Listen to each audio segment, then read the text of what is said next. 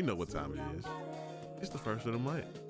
And if your wallet is still hurting from last month and the month before that and the month before that, well, I got some bad or good news depending on how you want to take it. November is finally here, which means new games and some very anticipated, highly anticipated games are coming out, along with some other ones that you should probably take a look at. So y'all know what time it is. We're not gonna keep you waiting. It's Blue Satire, of course. Please support the channel, like and subscribe. We got a community tab now. So if you ever see a poll and you want to answer some questions or you want to input on what we see next on the channel, please feel free to answer those polls. Feel free to interact. I want the channel to be more about, I want the channel to be more and more about what we want to see with content so that we can have some good discussions, discover new games, and talk about a bunch of other things in gaming. But with that being said, let's get right into it. Coming out on November 1st, we have Lonesome Village. What's a Nintendo Switch? What's a gaming presentation? What's a month without a cozy farming game? And it ain't gonna be the first one on the list. Lonesome Village is about a cozy but quiet town struggling to rebuild after a strange calamity wiped out their homes. And you take the role of Wes the Coyote and you help bring the village back from the brink. There's not really combat in this game, but there's more puzzle solving and discovering things in this ancient town. And of course, you got a bunch of other cool characters to kick it with, get to know, to help you get the village back to what it used to be. Of course, you can also decorate and customize your home. So this should be a good one for the folks that need something to play. And again, games are out here for a lot. There's always something to play depending on what type of gamer you are. So I like to include games like this. Love to include indie games because there's some games on the list that you're not looking for necessarily. So shout out to them. Keeping the trend going, we got Doraemon Story of Seasons, Friends of the Great Kingdom, coming out November 2. And if you know what Story of Seasons is, of course that is Harvest Moon for those who don't know about the name change. A collab with a very popular anime in Japan, Doraemon Story of Seasons, Friends of the Great Kingdom. This game focuses on making a place where it feels like home. The friends in the series find themselves transported to an unknown planet, and they all agree to work on this farm to help realize the dream. So unlike most of them, you can't get married and all that, but friendships and relationships and platonic friendships are important in this game. You can also play with a friend, so if you like Story of Seasons, if you like farming sims, here's another one with great visuals, great sounds, and a great story. It's a little change of pace from most Story of Seasons games, but it will give you exactly what you want in your farming sim. Next up, let's take a break real quick and let's go to a classic. Mario Party 1 and 2 returns on November 2nd as well, and a lot of people have been waiting for this one. No, we have not gotten DLC for the other Mario Parties, but a lot of people always say that they still like the originals, and they've been asking for Mario Party 1 and 2. So get your friends and let's go ahead and ruin those friendships again like we did back in the 90s. But this time you can actually play Mario Party 1 and 2 on the N64 online.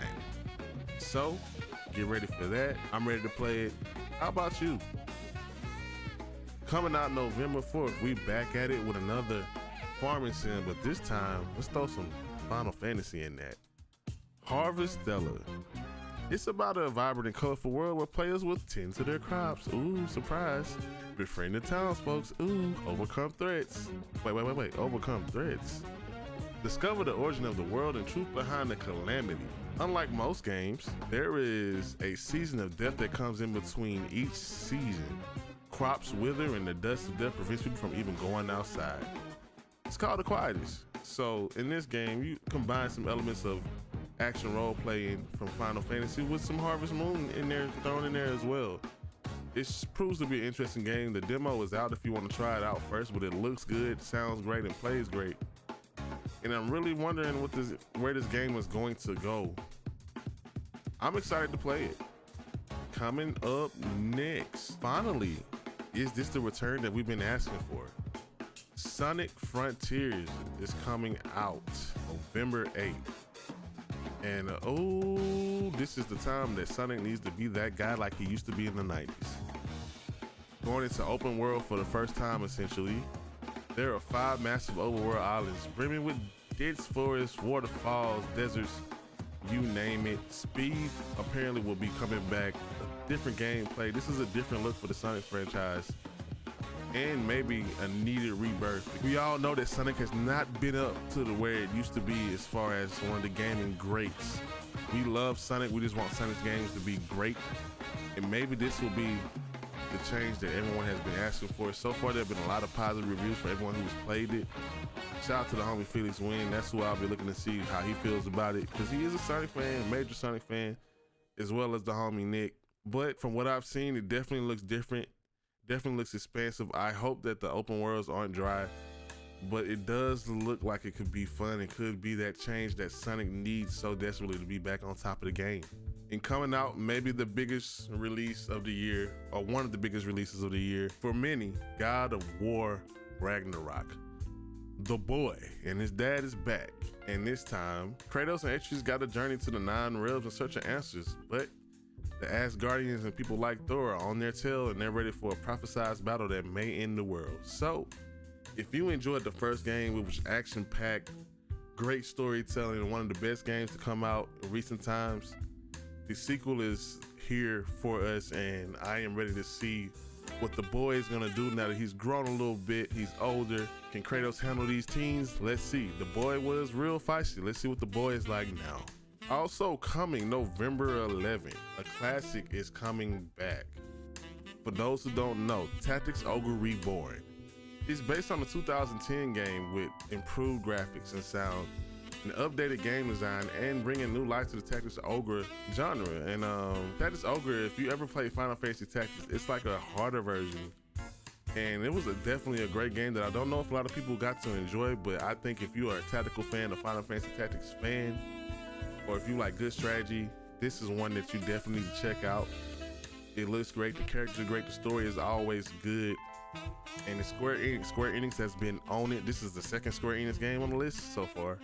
And you know, they've been killing it lately. Even though they flopped with Babylon Falls earlier this year, they ain't look back. So definitely check out Tactics Ogre Reborn. Again, that comes out November 11th. The next game on our list is coming from Obsidian, the makers of Outer Worlds, Pentiment. Pentiment is a narrative adventure role-playing game set in Bavaria in the 16th century, and you play as a journeyman who investigates murder of a prominent person for which his friend has been accused. And apparently the story spans 25 years and never really reveals the true murderer. Instead, the player is meant to accuse an individual based on who they think did it. And the plot continues to change depending on your decisions, so that should be real dope. And I feel like with that type of gameplay, there will be different playthroughs, a good reason to go back and replay it.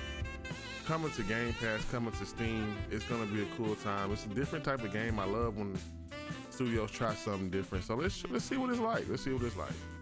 And honestly, the other biggest game coming this month, and maybe probably is gonna do the best this month, Pokemon Scarlet and Violet.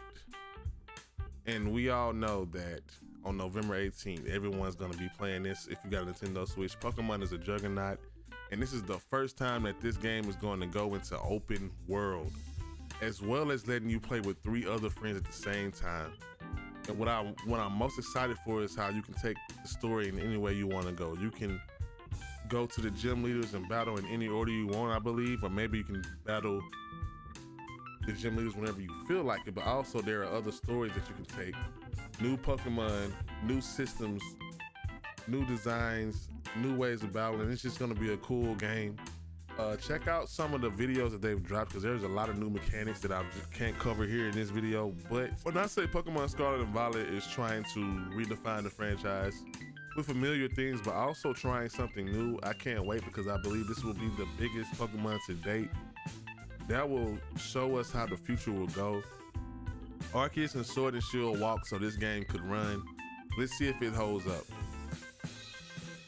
Also coming out, the game that most people will say is the better game this year because it's not a exclusive, Evil West, which does look like a dope game. You rise up to become a Wild West superhero to eradicate the vampire threat and save the United States.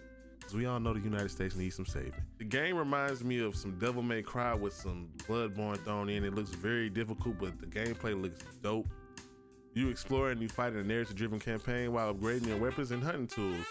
You unlock new perks and you evolve your monster slaying mastery and crafting your own playstyle to defeat the supernatural hordes. So Definitely check this game out to all my action RPG fans, folks who love fast-paced action, and also a challenge.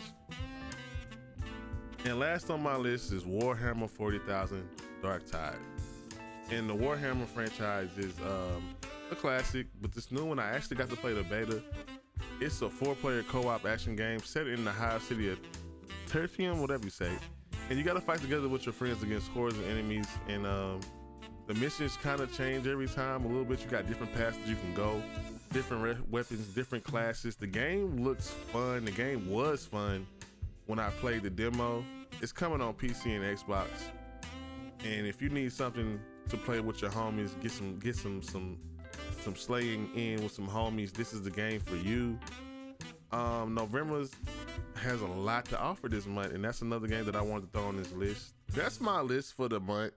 Maybe a little shorter than the other ones, but I think I'm gonna make some more videos for some other gems that are coming out, because there are a lot of games coming out in November. But I know that these are some of the games that you definitely should focus on, and some of the games are gonna keep a lot of folks' attention. So with that being said, is there a game that I missed? What game are you excited for this month? Because I know what I'm gonna be focused on. October was already wild with Bayonetta and Mario Rabbids and a bunch of other games that came out, and also Gotham Knights. I know a lot of folks have been talking about Gotham Knights not being as good, but I've been having a lot of fun with it. I think that game got a bad rep. But again, like, subscribe, and comment. Let me know what game you're looking forward to, and is your wallet gonna hurt a little bit more? Yes. But will you be having fun? Yes. That's all from me.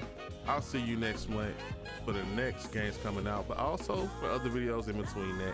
Y'all have a good one, and I appreciate y'all for watching. Bye.